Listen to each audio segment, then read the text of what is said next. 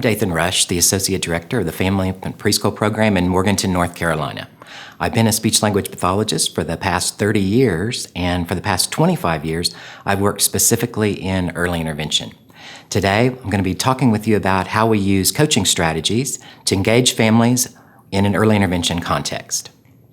My speaker disclosures, you see on the screen, my financial disclosures. I am an employee of the Family Infant and Preschool Program. I do receive royalties as the co-author of the Early Childhood Coaching Handbook, and I've received a financial compensation from ASHA for this presentation. I have no non-financial disclosures. I'd like to start by providing a little bit of the background and rationale for why and how we would provide coaching in an early intervention setting. And I'd like to use three sources of information to provide that background information. The first source of information is the federal law, the Individuals with Disabilities Education Act, Part C. Early intervention is actually one of the few settings in which speech-language pathologists would work, whereby we have a federal law as well as federal regulations that guide how we're to be providing our services and our supports. One of the key provisions of that law is the natural environment provision. As you can see on the screen, the definition indicates that we're to provide our services in locations where young children would be if they did not have disabilities. The law goes on to say that these settings would include the home, and the typical routines that the child would do there, and community settings, which would include going to the grocery store, going to the park, as well as early childhood contexts, because we know a lot of children are in inclusive preschool or childcare programs. So rather than just a location, though, it's not just moving our services to that location, but it's how we provide our services in that location. The other source for information that I'm using as a foundation for coaching is the mission and key principles for providing early intervention services in natural environments. The mission and key principles were developed by the Early Childhood Technical Assistance Center, the ECTA Center, which is a federally funded training and technical assistance center for states implementing IDEA, Part C, early intervention, as well as Part B, preschool services. The ECTA Center actually created a stakeholder group to develop the mission and key principles, and that group consisted of parents, policymakers, higher education faculty, Part C coordinators, and representatives of the variety of different disciplines that actually provide early intervention supports. The mission you see on the screen is to provide early intervention services in a way as to support and actually assist the family members and the care providers to support child learning and child development. And this was based on the federal regulations, the federal law, as well as the research base that we have in early intervention and early childhood development. We also developed 7 key principles to support this mission. And I'm going to share the first 3 principles with you because they're most relevant to the topic that we're discussing today. The first key principle is this, that infants and young children learn best through the everyday interactions that they have with the important people in their lives. So rather than blocked practice or mass trials just between the speech-language pathologist and the child, we really want to be in the environment where the child would be living along with their care providers and identify those activities and routines that provide the greatest opportunity for communication to occur. Research says that young children learn best in these everyday activity settings. The second key principle is that all families with necessary supports and resources, that's us, can enhance the child's learning and development. So think about this. If we were to provide our services to a young child and family, say 1 time a week for an hour, or 2 times a week, or even 3 times a week, we still couldn't match the amount of time that that child spends with his or her family and other important people in his or her life. So we want to put our resources and our supports into those families so more opportunities for practice and learning can take place. The third key principle indicates that the role of the service provider is to work directly with and support the family members and those other important caregivers who may be child care providers, grandparents, other people who are significant to the child. Now, this is where we may find some challenge. How do we actually engage and support those individuals in those environments? And that's where coaching comes in. The other source of information that I'm using as a foundation for this talk is our ASHA guidelines, our roles and responsibilities for speech-language pathologists working in early intervention contexts. The ASHA guidelines are rich in information about how to support us as speech-language pathologists working in early intervention. The guidelines remind us of our consultative and our collaborative approaches to working with young children and their families, and these approaches are really conducive to being used in natural settings and focusing on those functional, those meaningful communication opportunities as part of everyday routines and activities. The guidelines go on to talk about how we really are changing our approach. We're changing our approach in early intervention from more of a hands-on, direct one-on-one type of an intervention to one that involves the family and other care providers as well as the child and the speech-language pathologist. So we're using more of an integrated model. Now, this does not mean that we never touch or interact directly with the child. If we need to model or demonstrate with the child, we can certainly do that. And in a coaching approach, we'll have opportunities to do that. The ASHA guidelines go on to say that our shift from our typical clinical models for services to young children and their families to this type of an approach where we're interacting with the care providers is in line with the federal mandate, as I mentioned, for providing services in natural environments. And it's based on the rich body of research that we have in communication sciences and disorders about how we support parent-implemented interventions. Parent-implemented interventions have been demonstrated as very effective for supporting young children and their families. The guidelines go on to give us more specific information about how we go about this. What we do is we identify the sources of learning opportunities for the young child and the family within their family and their community context. So we look at what is the child and family doing throughout the day? Laundry, toothbrushing, bath time, walking the dog, going for a walk at the park, swinging on the swing, playing with an older brother. All of those are sources for learning opportunities. We go on to work with the families to select the desired participation that they want related to communication for their child in those routines. So we look at how do they want their child to be participating in a given activity setting? Or we might ask them, what activities do you guys do throughout the day that would provide the most opportunity for your child to communicate or would be most helpful for your child to be communicating? We also identify child interests because child interests motivate the child, they engage the child in the activity setting, and they hold the child's attention longer, which provides more opportunities for practice in that routine or activity. And then if we need to, we can provide techniques, strategies, information that we know to be successful to the family. We can teach them how to use our strategies so that they can promote the child's learning not only when we're there, but also when we're not there, because that's going to provide more and more opportunities for the child to practice. So in summary, we use everyday activities and child learning opportunities, the typical fabric of everyday life, as the context for child learning, using more communication and the other skills we want the young child to learn.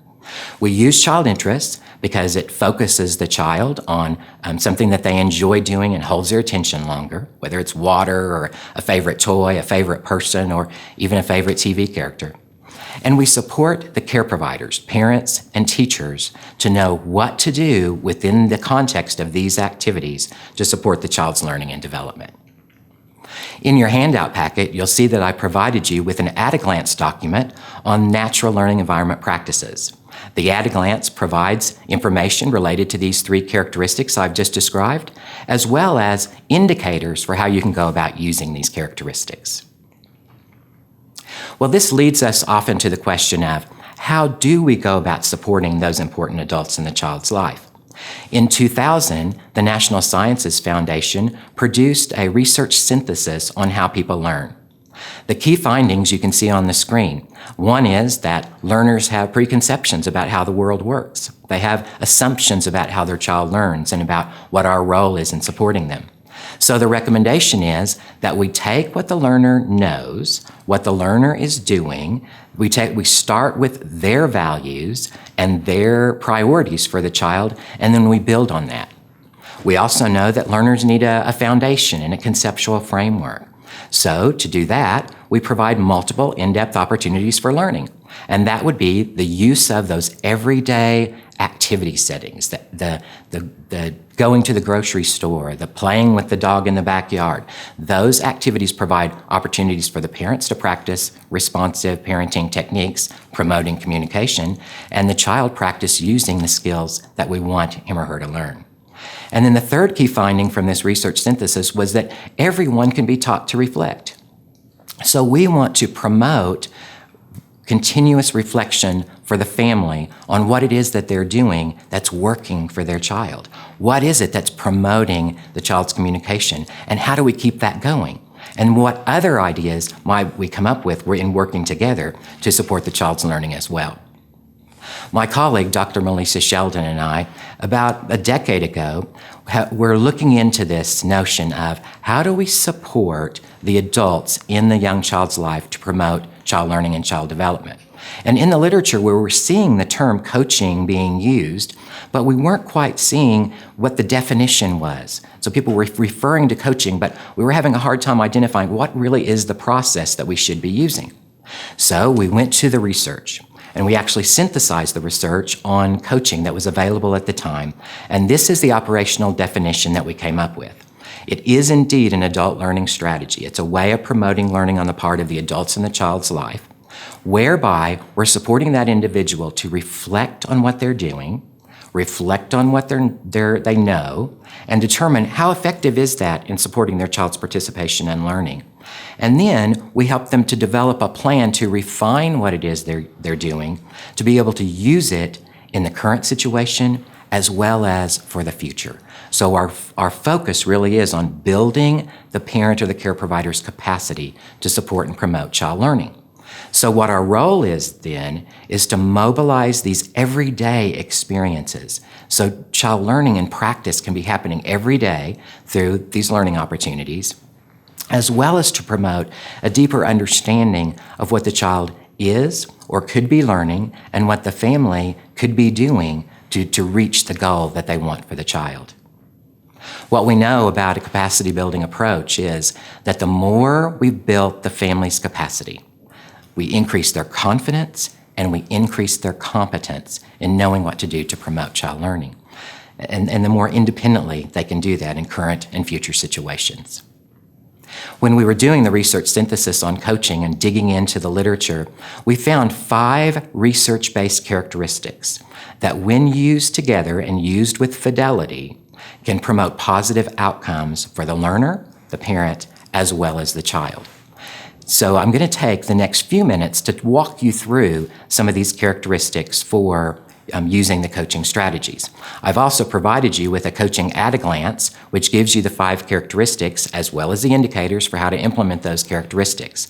We're just going to have time during this session to kind of scratch the surface, but you can always refer back to this document for more information. The first characteristic I want to start with is that of joint planning.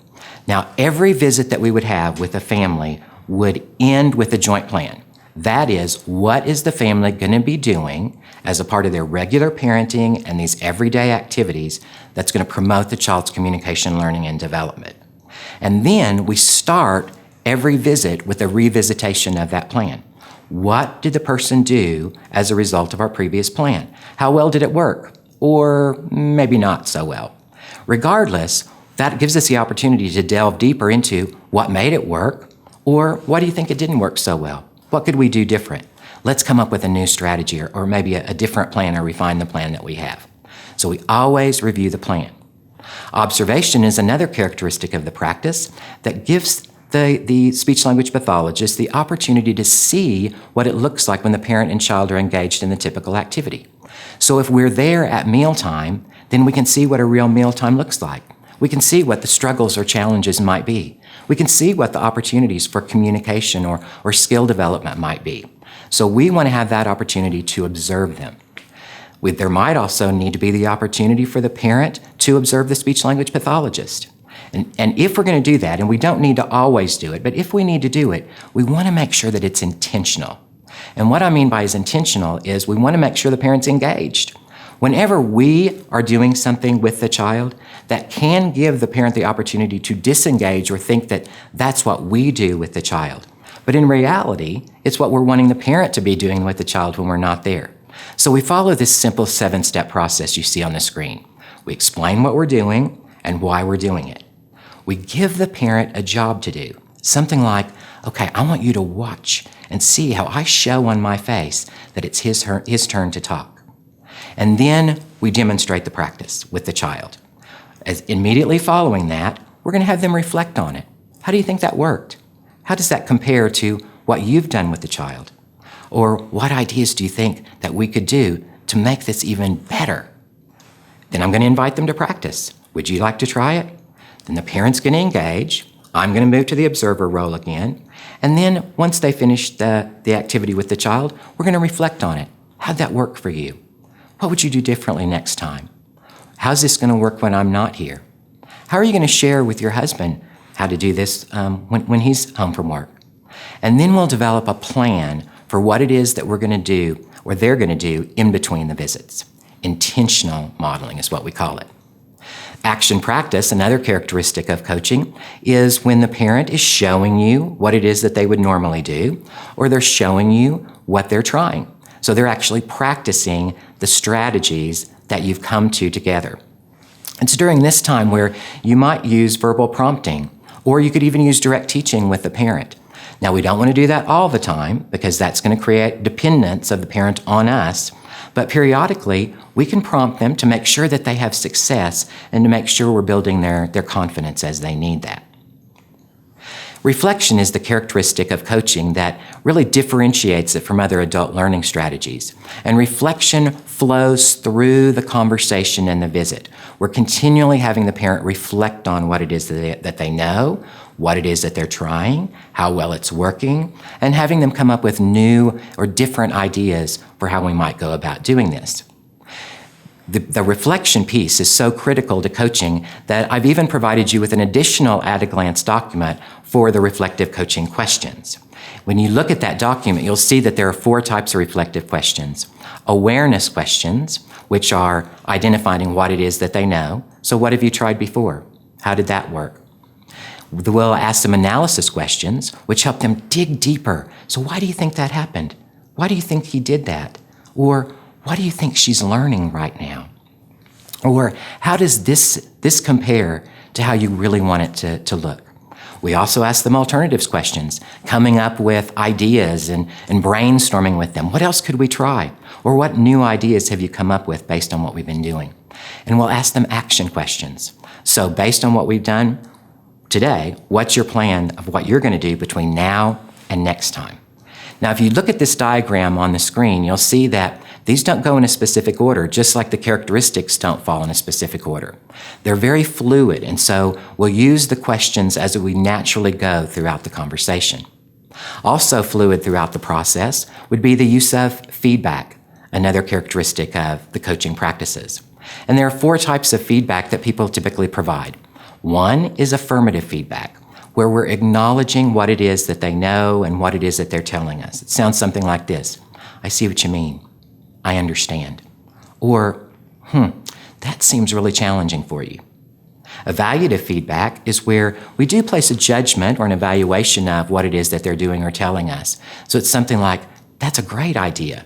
Or, I really like it when you get down on her level. Whenever we provide evaluative feedback, we just want to be sure that we follow it up with why it was good or why we liked it. Another type of feedback that we provide is called informative feedback. We're sharing information, we're sharing ideas, or at that point we might be making suggestions. That's where we marry our ideas and their ideas. Now, whenever we provide informative feedback, we want to wait until we have the parent analyze and come up with alternatives first. But at that point, if we need to share additional ideas, we absolutely can. Directive feedback is the type of feedback that we actually discourage coaches from using because it's just all out telling the person what to do, making recommendations or suggestions before we find out what their priorities are or what's important to them or what they've already tried. We certainly wouldn't want to give ideas to a family member and the ideas be something that they've already tried and found weren't very successful. So the only reason we would provide directive feedback just telling them what to do, is if it's a situation of clear, present, imminent danger. Safety issues will jump to being directive. Other than that, we're going to step back and ask them to analyze and find out what their ideas are and then provide informative feedback.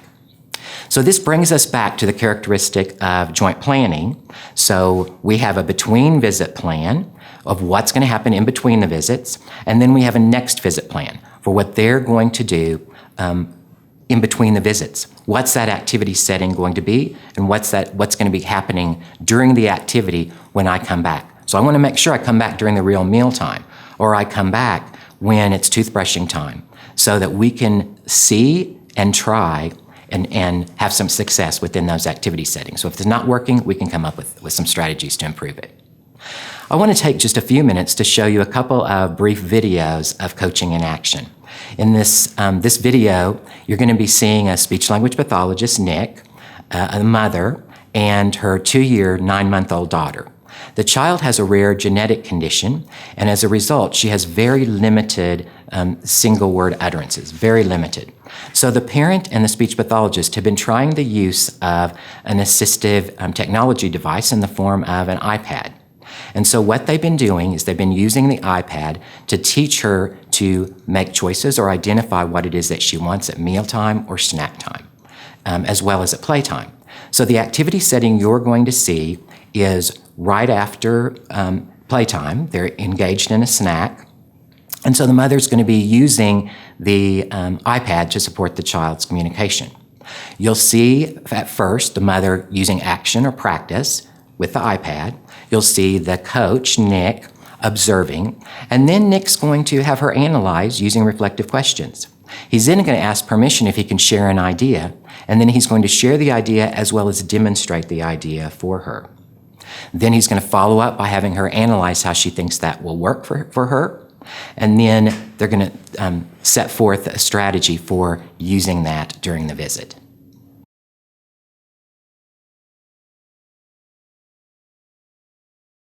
So, do you want some cookie? Can you tell me? Can you use your words? Cookie. Say cookie. Waffle. No. Look, you want the cookie?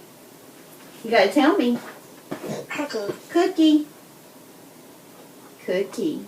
You told me you want your cookie, see? Yeah. Go ahead, take a break. Just let her munch a second. Mm-hmm.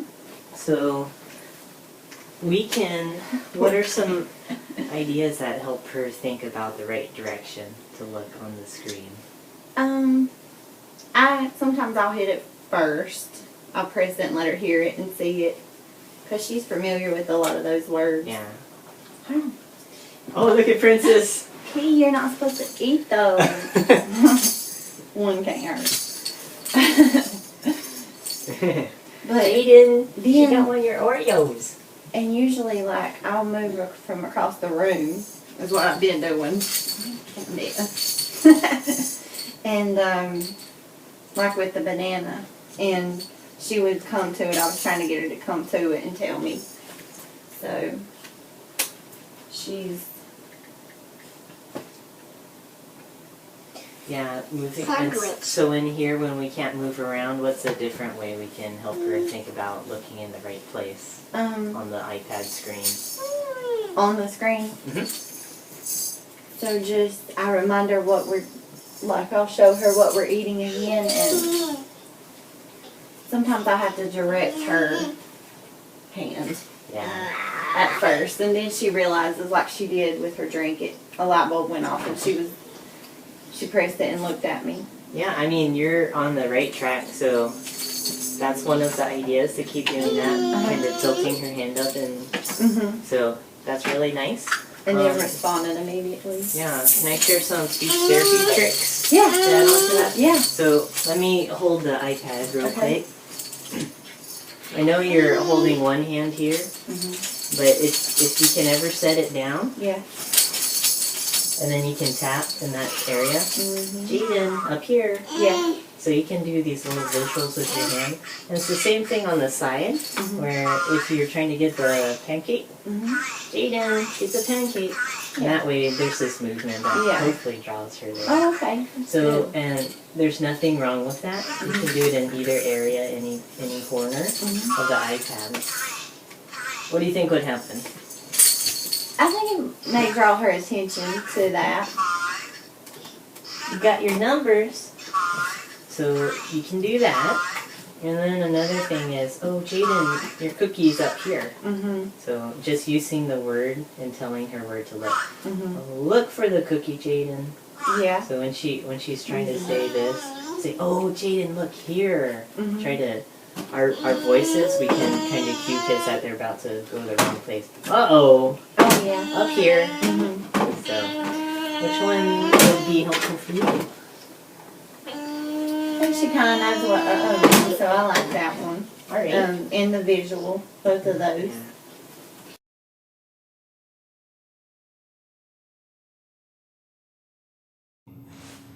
In the second video, you're going to see the parent using the strategy that Nick has just described to her and demonstrated for her.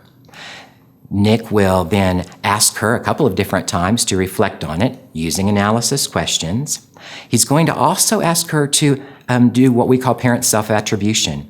Attribute what success the child is having to what she is doing with the child to promote the communicative attempts. And then once they analyze that, then they're going to start the development of their joint plan.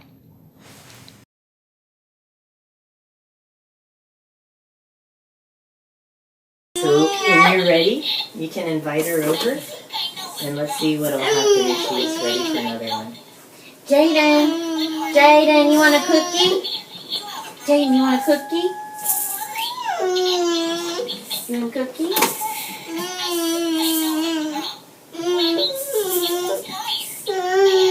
JJ, you want a cookie? Want a cookie? Can you tell me? Can you come tell me you want a cookie? Tell me. Can you tell me? You want a cookie? Look. Can you tell me cookie? Cookie. Banana. Okay, cookie. You want a cookie? Yay. You So told what- me you want a cookie. What did you see happen? She immediately drew her attention Yeah. to the motion. She's upset. Who are you calling, Jaden? So we'll try again. Yeah, either the drink or cookie, whatever you think she'll be interested Jaden, in. you want a drink? You want a drink? Can you come tell me? Can you come tell me? Can you use your words and tell me drink? Cookie. Drink. You want a cookie and drink? There's your drink. Oh, look at Xander before. You got your drink first. What else? You want your cookie? You want a cookie? Look, Supper. look, you want your cookie? You So- Jaden, you want your cookie, right? Cookie. Cookie, good job. Yeah. So tell me how she is responding to like those little taps. She's really responding to it. It's drawing her attention back, and she knows what she's looking for, so it just takes a little attention grabbing. Yeah. What's your timeline? How long do you think you have to help her with those extra supports? I think it's working really good already, so if I do that for about a week, I think she'll Yeah. really be catching on. Yeah. So you got some speech therapy skills Something now. so simple goes so far. That's cool. All right. What else do you think she's learning if we're tapping and talking to her about the iPad? She's just learning to stay focused on making her request. Yeah, what you're talking about. Mhm, instead of just pressing buttons. Yeah. And she's learning the word look for the cookie and uh-oh. Yeah. She and goes in the wrong direction. So in that moment, who's like putting those correcting sentences? Like, oh, Jaden is over here. Mhm. So who of us is getting her to recognize that?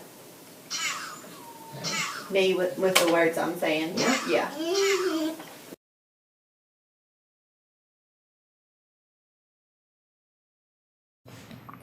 I've also included in your handout packet a couple of roadmaps, because you may be thinking to yourself, gosh, I really want to try this coaching thing, but if I had a flow sheet or a script or something that I could use as kind of my go-to guide, so something that I could look at and follow, I think it'd make this a lot easier. So guess what? I've given you 2 roadmaps for reflection. One is we call the roadmap for the child learning initial conversation. And in this roadmap, the parent will share whatever their priority is, like I want my child to talk, or I want my child to talk more. And then it gives you the reflective questions you can use to probe, to find out what it is that they're wanting, and then take that skill that they're wanting to see into a real-life activity setting. And then it's going to give you the opportunity to observe the parent and child in that activity setting, so action practice on the part of the parent.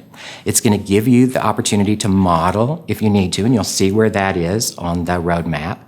And then it's going to, throughout, give you opportunities to reflect and provide them with feedback. So if you need to provide informative feedback, you'll see a space on the roadmap for doing that. And then the roadmap will draw it to a conclusion by helping you to develop the joint plan. Now here's the cool thing about the roadmaps. Once you develop your joint plan, then all of your next sessions, all of your next conversations, you can use the roadmap for child learning follow-up visit. And regardless of whether it worked or not, you can take the parent through this reflective conversation to analyze the joint plan and the success of it or not. You can take the parent to the activity setting that you'd planned to do, mealtime, bath time, toothbrushing, walking the dog, playing at the park, grocery shopping, whatever it might be. And then you can use the roadmap to get you to your joint plan. Well, this has been a kind of a quick summary and a quick overview of how you can use coaching as a strategy for working with families, or an interaction style for working with families to engage them in an early intervention context.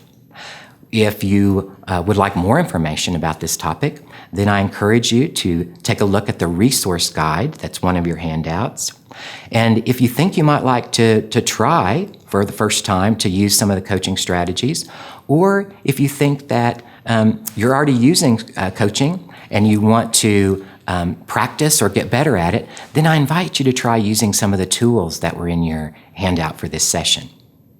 I want to thank you for taking part in this case study as part of the ASHA Professional Development, and I appreciate the opportunity for sharing this information with you.